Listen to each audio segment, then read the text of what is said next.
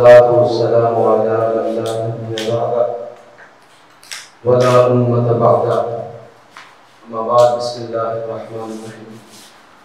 أقول قولا سديدا صدق الله العظيم. حفظ مراتب کا جو ہے وہ نام ہی رکھا گیا. میں نے صرف آپ سے دو باتیں عرض کرنی ہیں اور اس کی وجہ صرف یہ ہے کہ ایک طبقہ علماء کرام کا اور جو ایک روایتی طریقہ کار ہے جو مدارس کا سسٹم ہے اس میں بھی چند دن میں نے گزارے ہیں اور جو ایک کنونشنل سسٹم ہے ہماری تعلیم کا اسکول کی تعلیم کا اس میں بھی وقت گزارا. سرکار دو عالم صلی اللہ علیہ وسلم کی اگر ہم زندگی دیکھیں اور فی زمانہ ہم علماء کو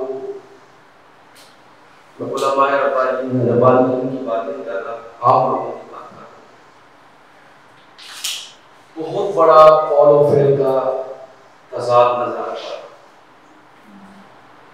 لیکن جس شخصیت کے لیے ہم جمع ہیں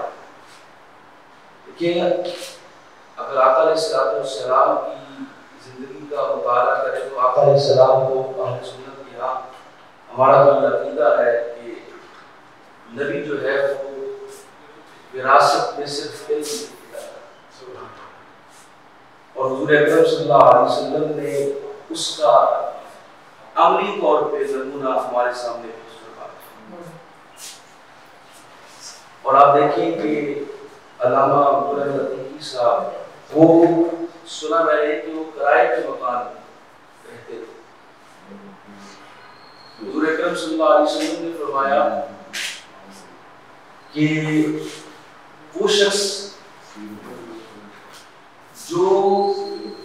قیامت والے دن بدترین لوگوں میں سے ہوگا جو لوگوں کی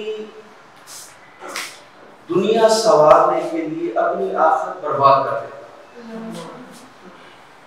لیکن اگر آپ جس ذات کے لیے یہاں جمع ہے ان کو دیکھیے تو انہوں نے اپنی ذاتی زندگی سنوارنے کے لیے دنیاوی زندگی سنوارنے کے لیے کچھ نہیں کیا, کچھ نہیں چھوڑ کر گئے. وہ جو میں بتانا چاہتا ہوں کہ گو کے حلال رزق کمانا اور اس کے لیے محنت کرنا یہ بالکل جائز ہے لیکن یہ رخصت کا راستہ ہے. علامہ عبدالرحمن عتیقی صاحب نے اور ان جیسے لوگوں نے عظمت کا راستہ اختیار کیا اور میں ان کے لیے صرف آخر میں یہی کہوں گا کہ جیسے امیر المومنین حضرت عمر فاروق رضی اللہ تعالی عنہ نے حضرت ابوبکر صدیق رضی اللہ تعالی عنہ کے یوم وصال پر کہا تھا کہ سیدنا صدیق اکبر ہمیں مشکل میں ڈال گئے, جس طرح وہ اپنی زندگی گزار کر گئے ہیں ہمارے لیے اب اس حکومت کو چلانا اور اس منصب خلافت پر اس تقاضوں کو پورا کرنا جو فٹ پرنٹس جو ہے وہ حضرت ابوبکر صدیق رضی اللہ تعالیٰ عنہ چھوڑ کر گئے ہیں ہمارے لیے بڑا مشکل ہو گیا. تو ہم یہی کہیں گے کہ ان جیسی شخصیات کے اس جانے سے ہمارے لیے مشکل ہو جاتا ہے کہ ہم اس سیٹ پیٹرن کو جاری و ساری رکھ سکیں.